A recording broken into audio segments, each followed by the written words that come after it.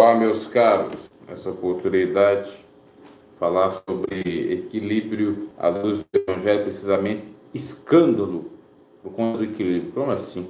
É que para pessoas que são extremistas, seja para baixo, para cima, seja do lado direito, do lado esquerdo, seja para frente, para trás, seja para o conservadorismo ou liberalismo, é um escândalo, é uma rocha de escândalo, como Cristo era para os hipócritas, extremistas, tão zelosos da Torá da época, os fariseus. Então, quando se vê o equilíbrio, é um escândalo para os extremistas. Assim como os fariseus se escandalizavam em Cristo, os próprios discípulos se escandalizavam em Cristo, porque ele era o equilíbrio, desapego e equilíbrio. Já falei num vídeo que o Evangelho, que quer dizer boa nova, boa notícia, pode ser conceituado como o Evangelho ou a boa notícia do equilíbrio e do desapego. E Jesus era isso, bem como os verdadeiros cristãos eram e devem ser atualmente, que são aqueles que seguem os passos do Mestre. A Bíblia chega a nos dar o conceito de cristão, que é renunciar a si mesmo, carregar sua cruz cada dia e seguir o Mestre, seguir a Jesus.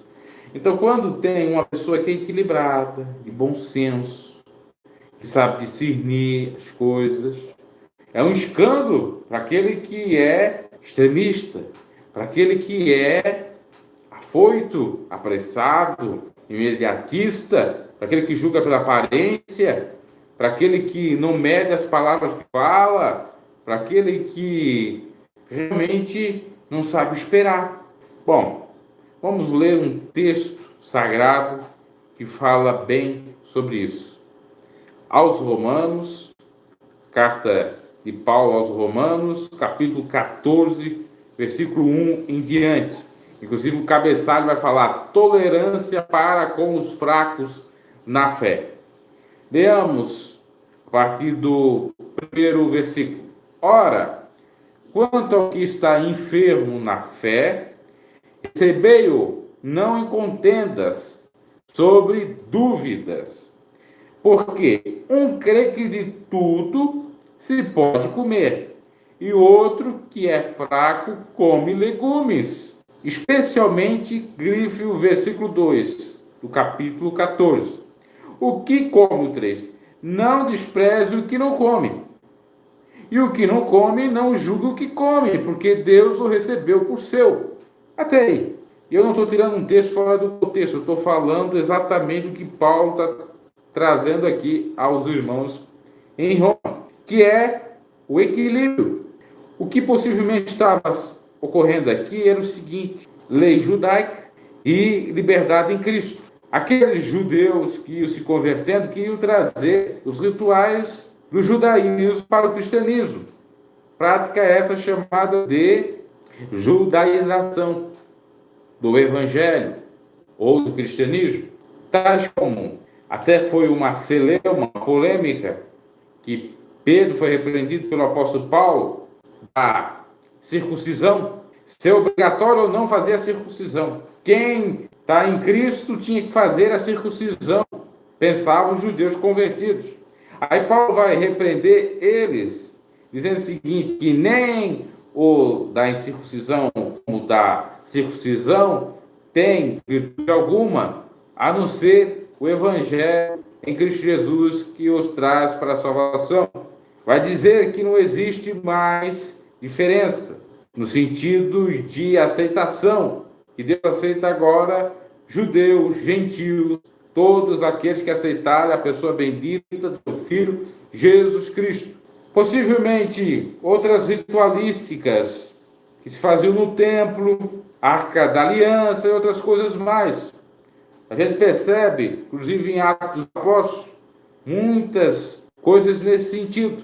E Paulo aqui aos Romanos está tendo praticamente problema, porque em Roma tinha algo parecido ao que ocorria em Jerusalém, ali onde se convertiam os judeus.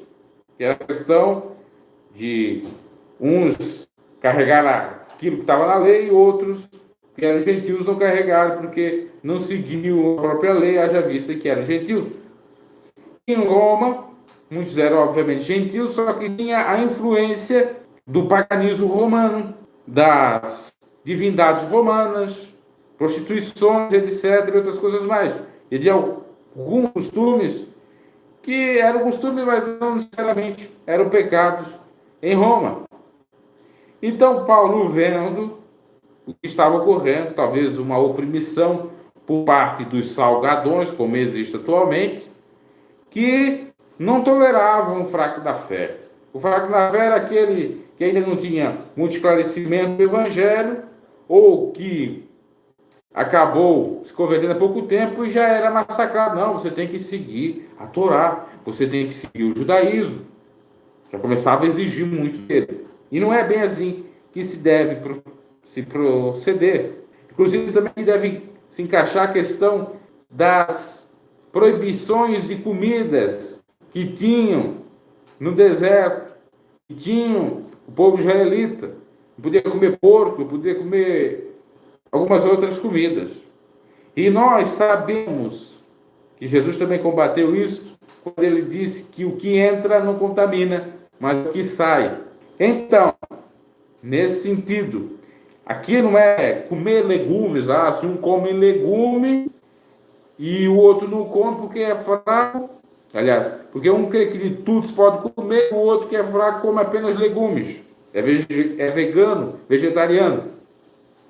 Aqui não diz necessariamente a literalidade, comer mesmo, mas sim simbolicamente, metaforicamente. Pode ser as duas coisas. E aqui a gente compreende claramente que existem coisas que a gente for trazer para os atuais que dá para analisar desse seguinte ponto.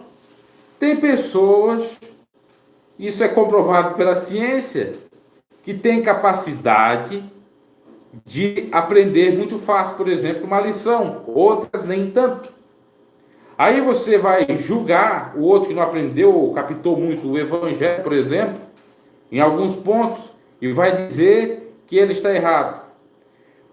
Na questão espiritual, tem irmãos que têm a capacidade de jejuar muito mais do que outros, ou de orar, ou de ler a palavra, ou de ter o discernimento das coisas. São dons que ele tem, outros nem tanto.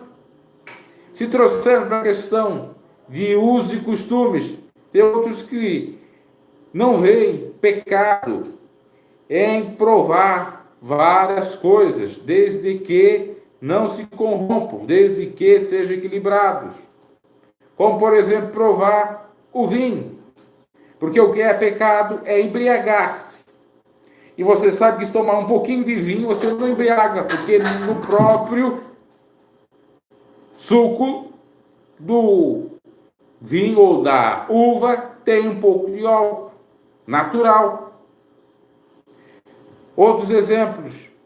O camarada, ele é equilibrado, sabe ir a determinados locais sem se corromper.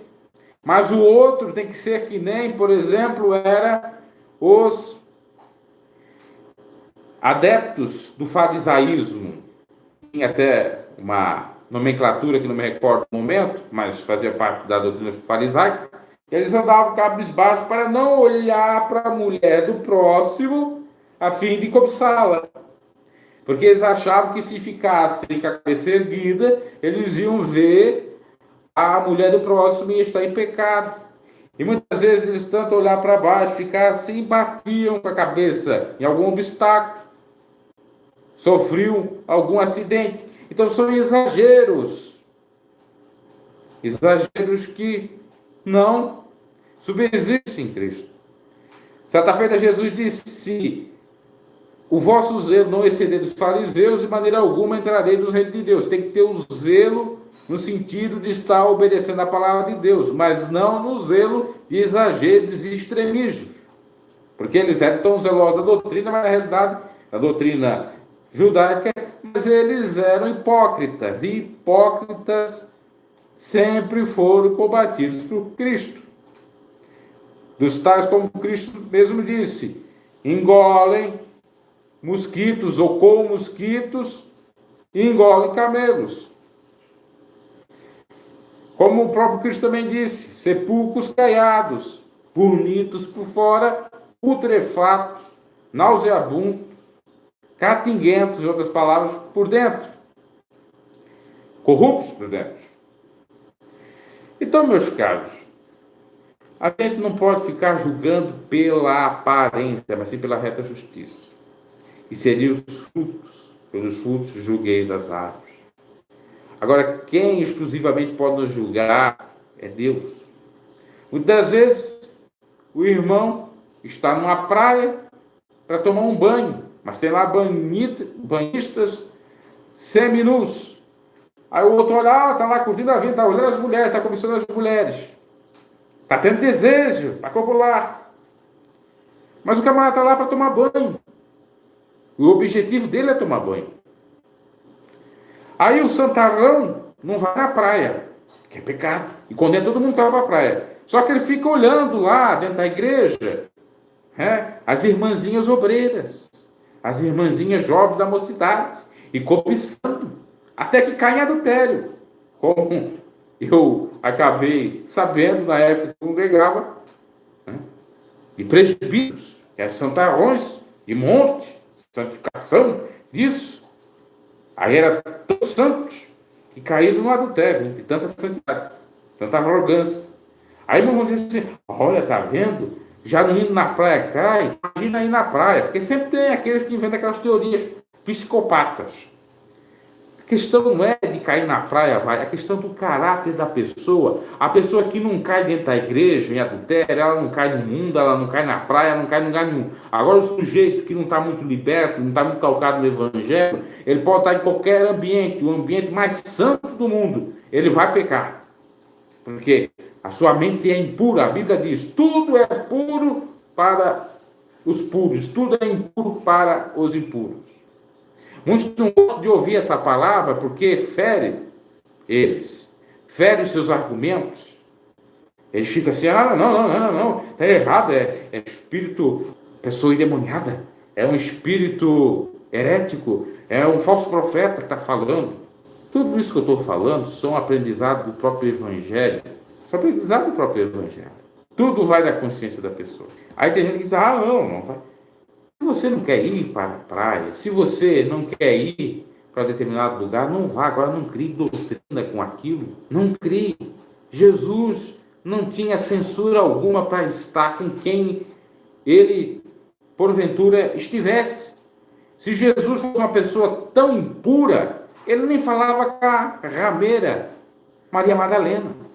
Mas como ele era puro, ele foi tentado em tudo, mas não disse sim para a tentação, resistiu, ele foi vencedor e nós podemos ser, e nós devemos seguir a sua mente, ter a sua mente. Mas naquele tempo, Jesus andava lá, mas as pessoas não andavam seminuas, mas tinha as prostitutas. A questão não é de roupa, como é que tinha a prostituição? E todas praticamente eram quase que cobertas, para analisar. Aí tem tanto crente zeloso que sai na rua e vê aquelas insanidades, aquelas mulheres, aquelas coisas todas, e aí já não quer mais sair. Mas se não sair dali, ou eles não saírem daquele pensamento, pode sair dali que não adianta, porque tudo depende também da consciência, da pureza. Se os seus olhos são bons, o resto do seu corpo todo é imundo. Sei que não é fácil, sei que a carne é fraca, mas a grande realidade é essa. Porque tem gente que julga por demais. Mas tem que fugir da aparência do mal. Tá, você tem que fugir da aparência do mal. O mundo jaz do maligno. Como é que você vai fugir do mundo que jaz do maligno? Você pode estar andando na rua e pode ser mal interpretado. Como eu já fui. Até por polícia. Polícia pensando que o cara era bandido. Confusão. Até soube recentemente que um camarada acaba sendo morto. Um gaúcho aqui em Santa Catarina. Porque foi confundido com alguém. E aí, no caso, foi por conta de uma facção. Ele fugiu ou não da aparência do mal? Não tem como prever, tem coisas que não tem como prever. Não digo coisas que dá para prever, né? Por exemplo, você está vendo lá uma roda de maconheiros, por exemplo, ou de traficantes, você vai lá falar com eles, se associar com eles, não fala nem de Jesus. Se for lá para pregar o evangelho, levar um panfletozinho, não tem problema. Agora, ficando lá com eles, aí tem. Aí sim é figurar o não fugir da aparência do mal.